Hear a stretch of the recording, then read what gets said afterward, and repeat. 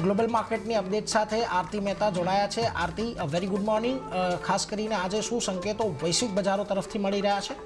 Good morning. અને વૈશ્વિક સંકેતોની વાત કરી લઈએ તો આજે પણ એક મિશ્ર કારોબાર આપણને આ સંકેતો જે છે તે બનતા દેખાયા છે। યુએસમાં ખાસ કરીને વાત કરી લઈએ તો ડાઉ જોન્સ થોડુંક નબળું જોવા મળ્યું હતું, પણ નાસ્ડેક અને S&P 500માં એક પોઝિટિવ કારોબાર જોવા મળ્યો છે।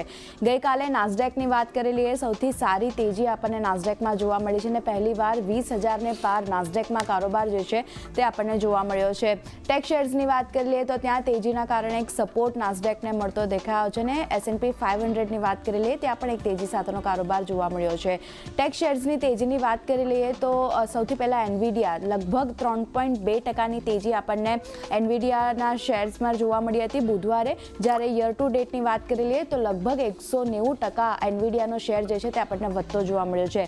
નેટફ્લિક્સમાં પણ 2.5%ની તેજીને આ શેર પણ યર ટુ ડેટમાં 100% જેટલો વધતો જોવા મળ્યો છે અને 100%થી વધુનો વધારો જે છે તે આપણને જોવા મળ્યો છે। મેટા, ટેસ્લા આ બધા શેર્સ બુધવારે પણ એક સારી તેજી આપણે જોઈ હતી અને યર ટુ ડેટની વાત કરી લઈએ તો ત્યાં પણ એક પોઝિટિવ કામકાજ આપણને જોવા મળ્યું છે। આલ્ફાબેટની વાત કરી લઈએ તો અહીંયા જો બુધવારે 5%થી વધુની તેજી સાથેનો કારોબાર જોવા મળ્યો હતો અને એપલની વાત કરી લઈએ તો બુધવારે માઇનસમાં કારોબાર હતો, પણ વાત કરી લઈએ યર ટુ ડેટની તો અહીંયા પણ લગભગ 33%થી વધારેની તેજી જે છે તે આપણને બનતી દેખાઈ રહી છે। તો એક ટેક શેર્સનું પ્રદર્શન જે રીતે સુધરતું જોવા મળ્યું છે એનો એક સપોર્ટ ખાસ કરીને મળતો દેખાયો છે। વાત કરી લઈએ નાસ્ડેકની તો તેજીના કારણોની વાત કરી લઈએ કે ટેક શેર્સમાં આટલી બધી તેજી કેમ આવતી દેખાઈ રહી છે, તો ખાસ કરીને મોંઘવારી યુએસમાં જે છે તે અનુમાન મુજબ જ નવેમ્બરમાં મોંઘવારીના આંકડા આપણને આવતા જોવા મળ્યા છે અને નવેમ્બર મોંઘવારીની વાત કરી લઈએ તો આજે દર છે 2.7% પર રહ્યો છે, અનુમાન મુજબ જ રહેતો દેખાયો છે, એને કારણે એક પોઝિટિવિટી ટેક શેર્સે બતાવી છે।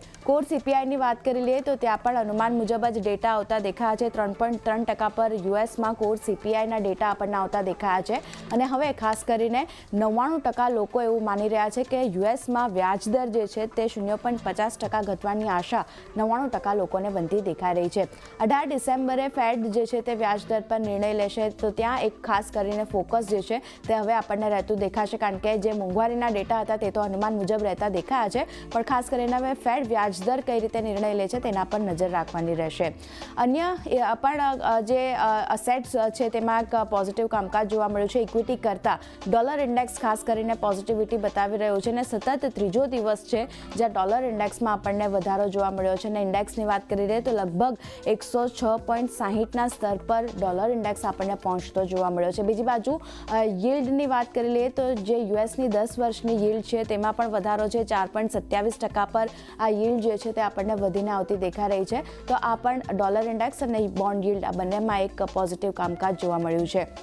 વાત કરી લઈએ યુઆનની તો ખાસ કરીને આ એક નવો કોન્સેપ્ટ જે છે તેના પર ગઈકાલથી ચર્ચા ચાલી રહી છે કે 2025માં યુઆન જે છે તે આપણને નબળો પડતો જોવા મળી શકે છે અને ચાઇનામાં ખાસ કરીને એક પ્રસ્તાવ જે છે તેના પર ચર્ચા ચાલી રહી છે। ડોલર સામે યુઆનને નબળો પાડવાની પ્રસ્તાવ જે છે તેના પર ખાસ કરીને ચર્ચા ચાલી રહી છે અને ચીન સરકાર આ પ્રસ્તાવ પર વિચાર પણ કરી રહી છે। ગઈકાલે આ સમાચાર આવ્યા હતા અને ચાઇનામાં ખાસ કરીને ઘણી બેઠકો જે છે તે હવે આપણને જોવા મળશે જે આ પ્રસ્તાવ પર વિચાર કરશે અને યુઆનની કિંમત ઘટીને 7.5ના સ્તરે આવી શકે છે તેવા અનુમાન પણ બનતા દેખાઈ રહ્યા છે। યુઆનની વાત કરી લઈએ તો પર્સન્ટેજ વાઇઝ 0.5% ઘટી 7.2921ના સ્તર પર પણ આપણને જોવા મળી શકે છે।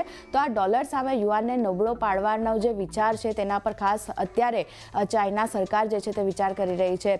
એનાલિસ્ટ મુજબ જે રિપોર્ટ બહાર આવ્યો છે 2025 સુધીમાં યુઆન કેટલો નબળો પડી શકે છે, તો યુઆન વર્સિસ ડોલરમાં જુઓ PNB પારિબા કહી રહ્યો છે કે 7.45 જે છે પર્સન્ટેજ એ એટલો નબળો આપણને જોવા મળી શકે છે યુએસડી સામે, ડોલર સામે યુઆન, અને લક્ષ્યાંક તે જોઈ રહ્યા છે 2025 સુધીના અંતમાં આ 7.45 પર યુઆન જે છે તે આપણને આવતો દેખાઈ શકે છે ડોલર સામે।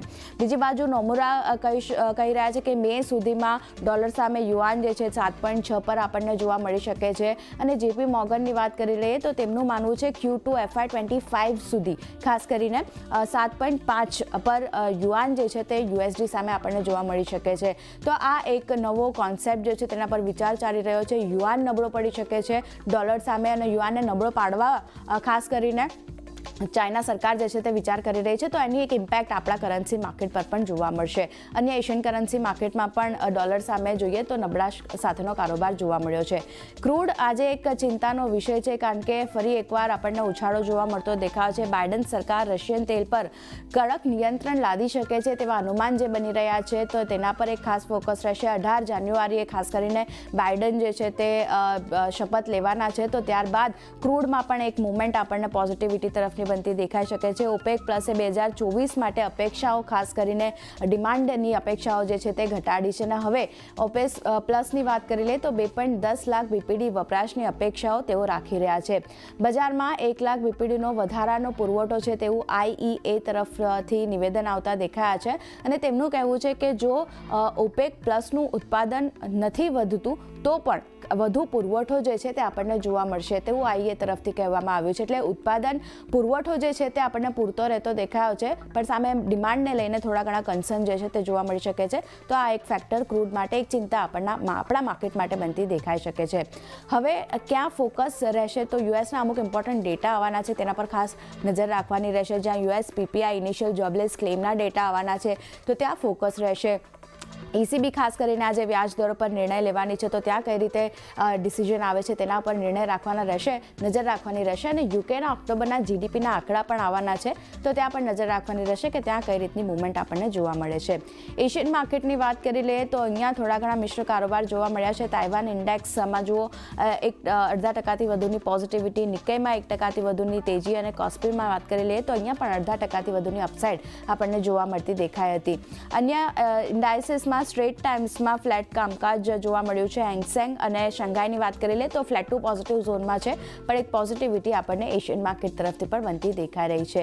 ગિફ્ટ નિફ્ટી તરફથી સંકેતોની વાત કરી લઈએ તો શરૂઆતી કારોબારમાં થોડા ઘણા નબળા સંકેતો બનતા દેખાયા હતા. અત્યારે જો એકદમ ફ્લેટ સંકેતો જે છે તે આપણને બનતા દેખાઈ રહ્યા છે. 24,733ના લેવલ્સ અત્યારે અને બનતા દેખાયા છે.